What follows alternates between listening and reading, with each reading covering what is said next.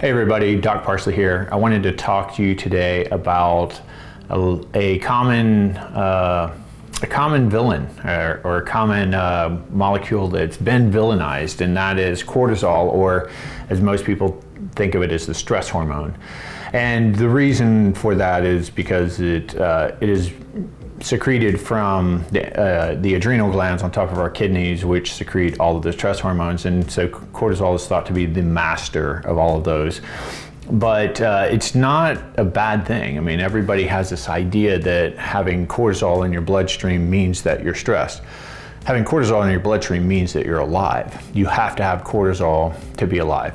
And cortisol goes up or down depending upon the environment that you're in. So if you are, if it's 10 o'clock in the morning and you almost get in a car crash, your stress hormones go really high. So your cortisol is going to go really high. And that's because you're in fight or flight, and it's protecting you, and it's making you focus on certain things and increasing your reflexes and all sorts of, strength and stuff like that, because you need to get through that event.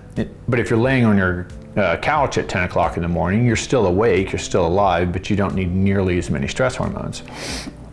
And so having high cortisol just means that you're sort of more stressed out. You're using more physiological fuel than having low cortisol, which would be just your normal, what we call eustress levels.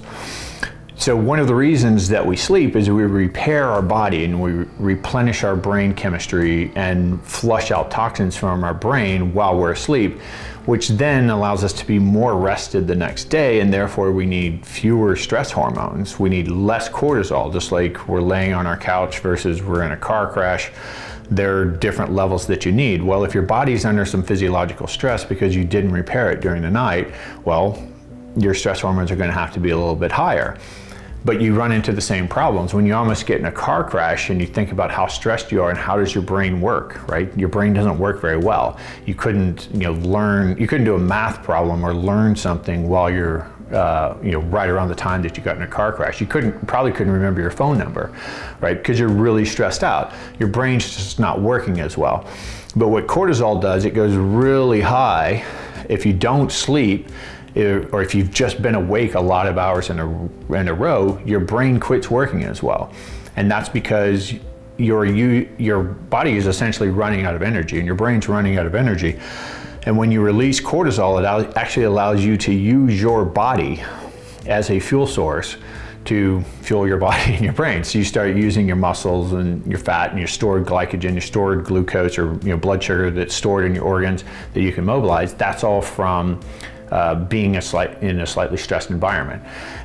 So the reason that we want to get good sleep is not only just so we feel better, but it also decreases stress hormones, which decreases the amount of time that we're using our own body as a fuel source, which is obviously a negative thing.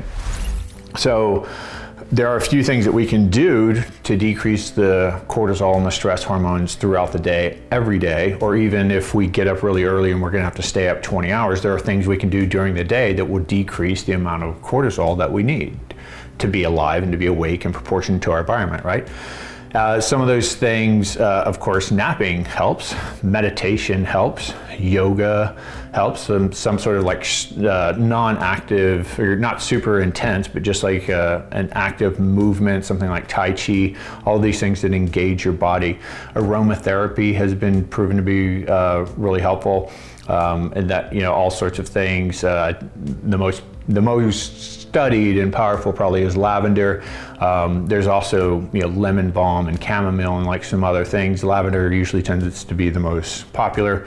That can be in essential oils, that can be in candle flavors, that can be in incense. There's good science that it works. There's not a lot of science as to why it works. You hear about people walking out in nature.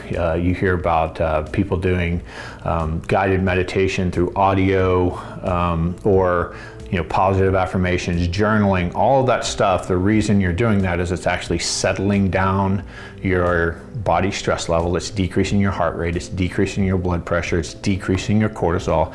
It's making it easier for your brain to keep working. It's making your memory better, decreasing your anxiety, improving your mood, improving your overall judgment of how happy your life is.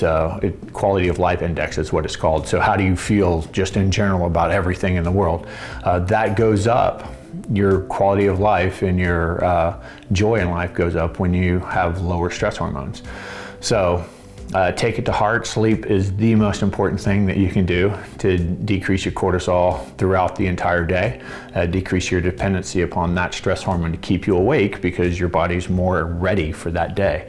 And then, play around with any of the rest of the things that you think are interesting, decrease your overall stress and increase the joy of your life.